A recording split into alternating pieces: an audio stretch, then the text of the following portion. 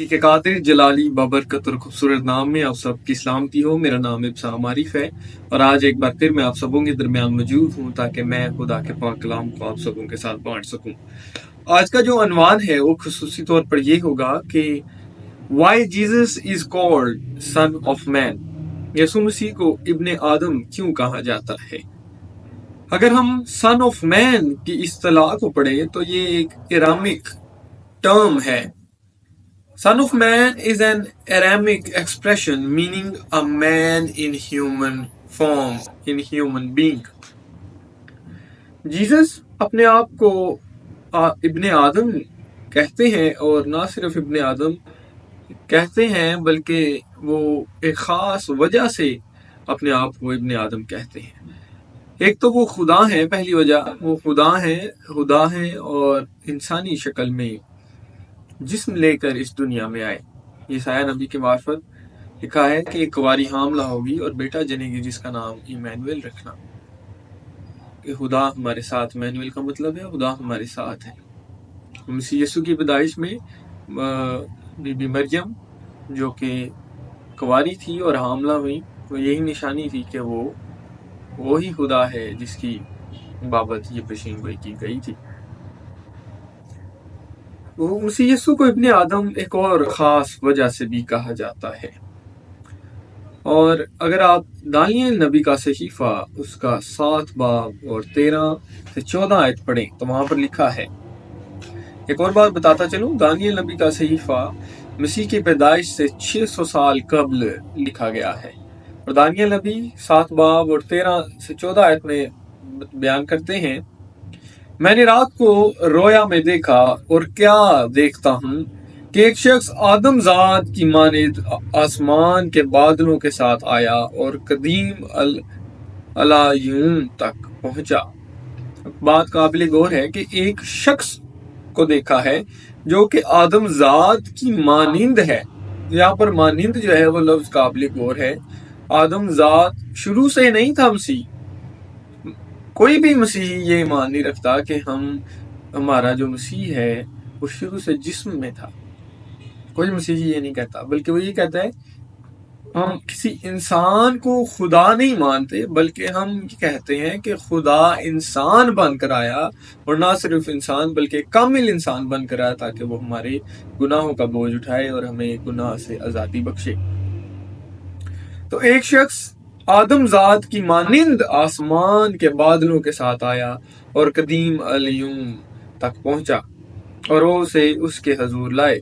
اگر آپ 14ویں آیت پڑھیں تو وہاں پر لکھا ہے، اور سلطنت اور حشمت اور مملکت اسے دی گئی تاکہ سب لوگ اور امتیں اور اہل لغت اس کی خدمت گزاری کریں۔ اس کی سلطنت ابدی سلطنت ہے جو جاتی نہ رہے گی، اور اس کی مملکت لازوال ہوگی۔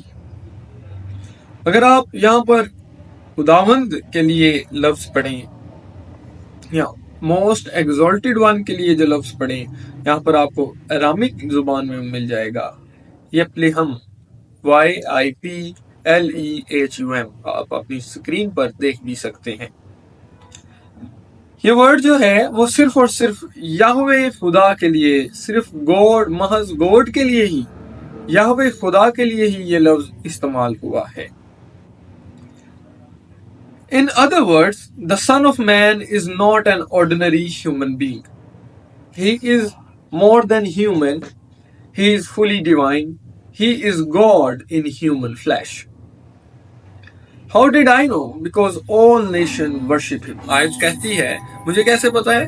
کیونکہ آیت کہتی ہے کہ اس کی سلطنت اور حشمت اور مملکت اس کو دی جائے گی تاکہ سب لوگ اور امتیں اور اہل لغت اس کے حضور اس کی خدمت گزاری کریں، اور اس کی سلطنت ابدی سلطنت ہے اور جو جاتی نہ رہے گی، اور اس کی مملکت لازوال ہے۔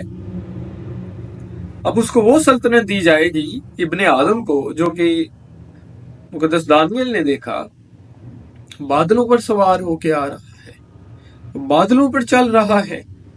دانیل نبی نے دیکھا اپنی رویا میں کہ وہ بادلوں پر چل رہا ہے اور آدم نما ہے، مانند ہے، اور اس کی بابت کہا کہ اس کی سلطنت اور حشمت اور مملکت اسے دی جائے گی اور اس کا کوئی اختتام نہ ہوگا۔ وہ فلی ڈیوائن خدا تھے، ایگزالٹڈ ون تھے، جو کہ انسان بن کر اس دنیا میں آئی۔ مجھے کیسے پتا ہے؟ کیونکہ یہاں پر لکھا ہے پرانے عہد کے مطابق خدا ہی ہے جو بادلوں کی سیر کرتا ہے، بادلوں پر سفر کرتا ہے، جو بادلوں پر چلتا ہے، اور بادل اس کے پاؤں کی خاک ہے، اس کے پاؤں کی دھول ہے۔ اگر آپ پرانے عہد کے کچھ حوالے پڑھیں، ایک اور حوالہ آپ کے ساتھ شیئر کرنا چاہوں گا، دانیہ نبی کے صحیفہ 7 باب اور 27ویں آیت میں بھی یہ لفظ آیا ہے ذپلہم۔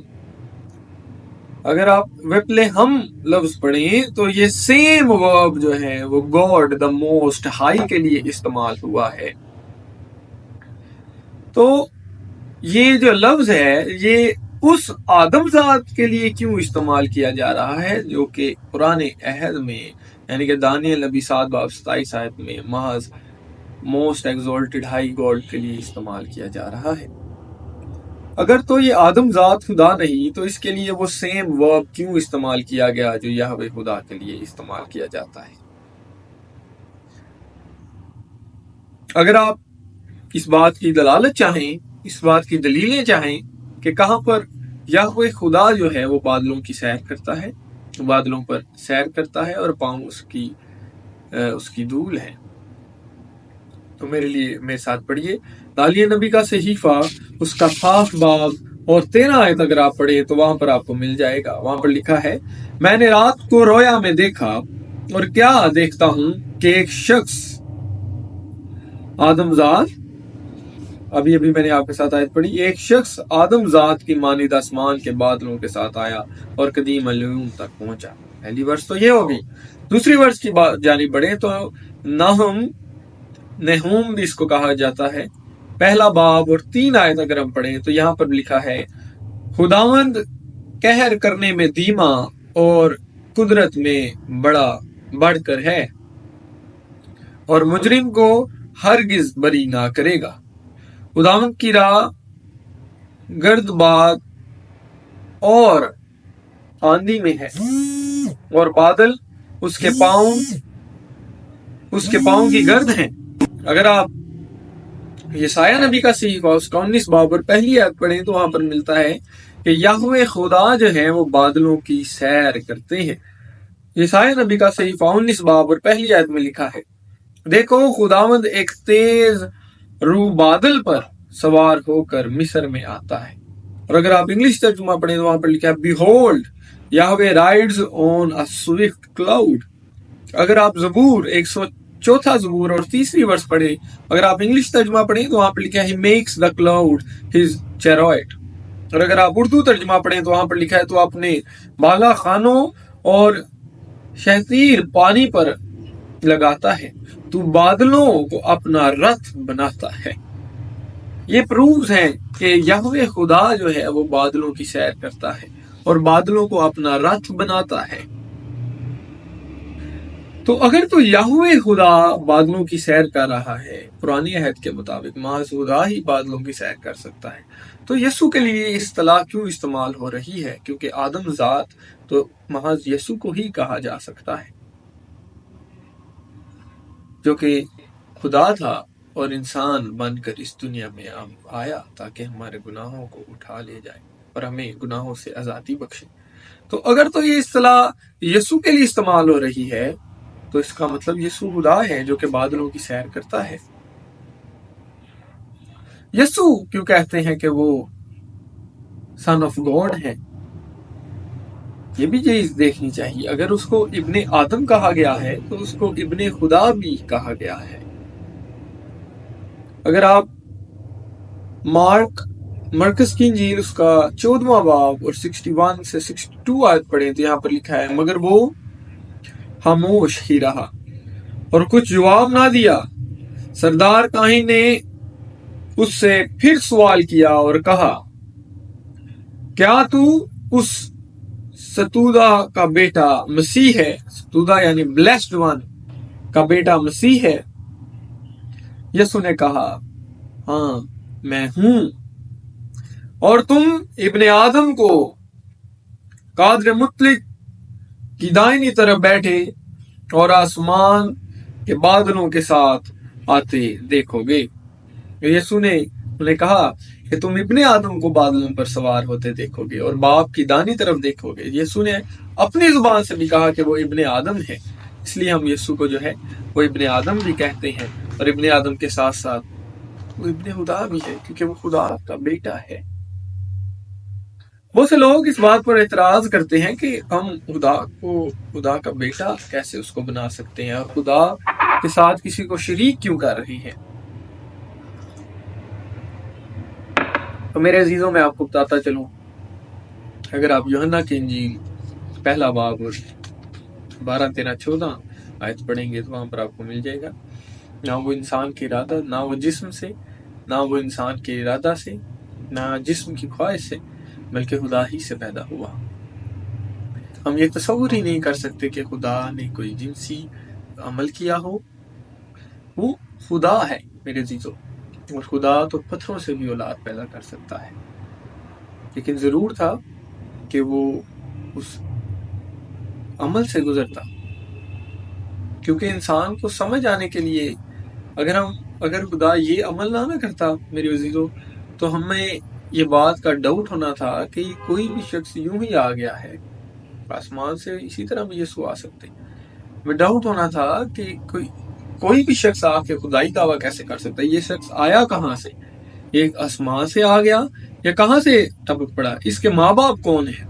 इंसान होने के नाते हमें ये सवाल हमारे जहन में आएंगे और आने थे, लेकिन खुदा ने जो पाथ इसके लिए तैयार किया मसीह यीशु की आमद के लिए, वो बात ये था कि कुंवारी हामला होगी और बेटा जनेगी, ताकि हमें पता चल सके कि किस तरह उसकी पैदाइश हुई है। तो क्रिश्चियंस हरगिज ये नहीं मानते, वो कोई भी सेक्ट हो, वो ये नहीं मानता कि खुदा ने कोई जिनसी मिलाप किया हो, कोई जिनसी अमल किया हो तो मसीह पैदा हुए। यहाँ पर देखिए कि यीशु क्या क्लेम कर रहे हैं कि वो क्या है। वो इब्ने आदम और खुदा के बेटे होने को क्लेम कर रहे हैं। अगर आप मत्ती रसूल की मार्फत लिखी गई इंजील और उसका 25 बाब और 31 से 34 आयत पढ़ें तो वहां पर भी आपको मिल जाएगा। यहाँ पर लिखा है, जब इब्ने आदम अपने जलाल में आएगा और सब फरिश्ते उसके साथ आएंगे, तब वो अपने जलाल के तख्त पर बैठेगा और सब कौमें उसके सामने जमा की जाएंगी, और वो एक को दूसरे से जुदा करेगा, जैसे चरवाहा भेड़ों को बकरियों से जुदा करता है, और भेड़ों को अपने दाहिने और बकरियों को अपने बाएं खड़ा करेगा। उस वक्त बादशाह अपनी दानी तरफ वालों से कहेगा, आओ मेरे बाप के मुबारक लोगों, जो बादशाही बनाए आलम से तुम्हारे लिए तैयार की गई है, उसे मिरास में लो। तो इब्ने आदम जब अपने जलाल में आएगा, बेटा है, इब्ने आदम है, सन ऑफ गॉड है, अपने जलाल में आएगा तो वो हमें हमेशा की जिंदगी देगा, वो विरासत देगा जो बनाए आलम से हमारे लिए तैयार की गई है। और यीशु स्टोरी को एंड कैसे करते हैं मेरे अजीजों, ये जो बात वो कर रहे हैं इसका अगर आप इख्तिताम देखें तो 26वें बाब की पहली 2 आयत में आपको मिल जाएगा। यहाँ पे लिखा है, और जब यीशु ये सब बातें खत्म कर चुका तो ऐसा हुआ कि उसने अपने शागिर्दों से कहा, तुम जानते हो कि 2 दिन के बाद ईदे फसा होगी और इब्ने आदम मसलूब होने को पकड़वाया जाएगा। इब्ने आदम मसलूब होने के लिए पकड़वाया जाएगा।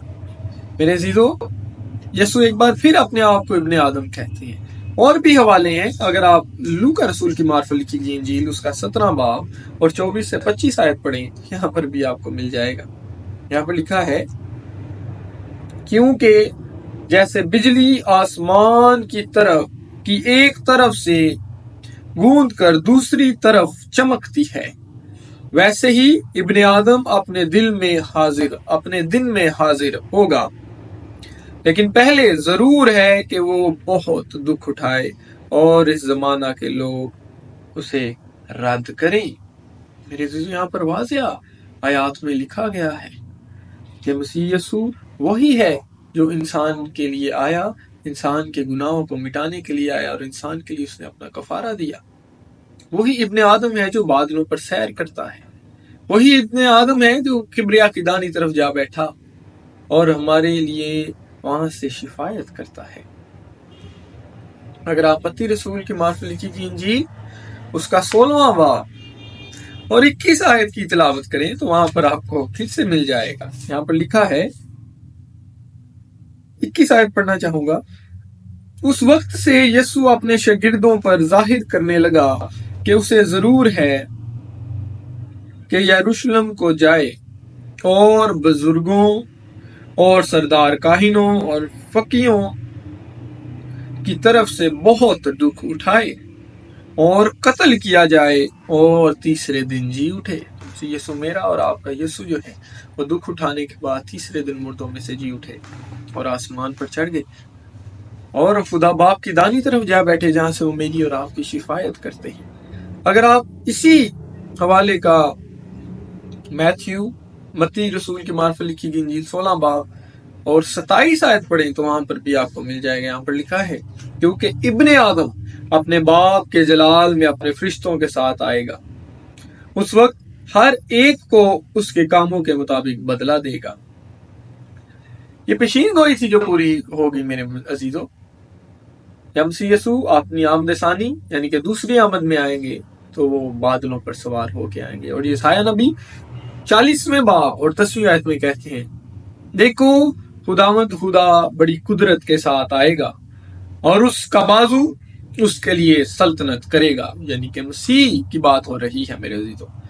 देखो उसका सुलह उसके साथ है और उसका अज्र उसके सामने। तो यीशु वही खुदा है जो बादलों पर सवार होके आएगा। तो दानियल नबी ने अपनी रोया में जिस इब्ने आदम को देखा जो आसमान पर सैर कर रहा था वो मेरे अजीजों मसीह ही था। पुराने अहद में तो कहते हैं कहां पर बेटे का जिक्र है, कहां पर मसीह का जिक्र है, मसीह तो हमें दिखाई नहीं देता। तो मेरे अजीजों मैं आपको बताना चाहता हूं कि मसीह पुराने अहदनामा में हर जगह मौजूद है। दानियल नबी ने भी जिस आदम जात को देखा वो मसीह ही थे। और अगर तो याहवे खुदा के लिए वो इस्तिलाह इस्तेमाल हो रही है तो यीशु के लिए अगर इस्तेमाल हो रही है तो याहवे खुदा और यीशु एक ही खुदा है। और मेरी पहली वीडियोस में भी मैं आपको बता चुका हूँ कि हमारा खुदा अहाद है और हमें ये जानने की जरूरत है कि खुदा बाप, खुदा बेटा और खुदा रूल कुस किस तरह एक होकर रहते हैं और सेपरेबल भी है और अपने अंदर फीलिंग्स भी रखते हैं। मेरे अजीजों तो मैं चाहता हूँ खुदा मुझे और आपको इस पाक कलाम की बरकत बख्शे। और हम जान चुके कि पुराने अहद में मसीह भी है, पुराने अहद में ट्रिनिटी भी है और हम जान चुके कि मसीह किस तरह खुदा है। खुदा मुझे और आपको कसरत से बरकत बख्शे। God bless you all.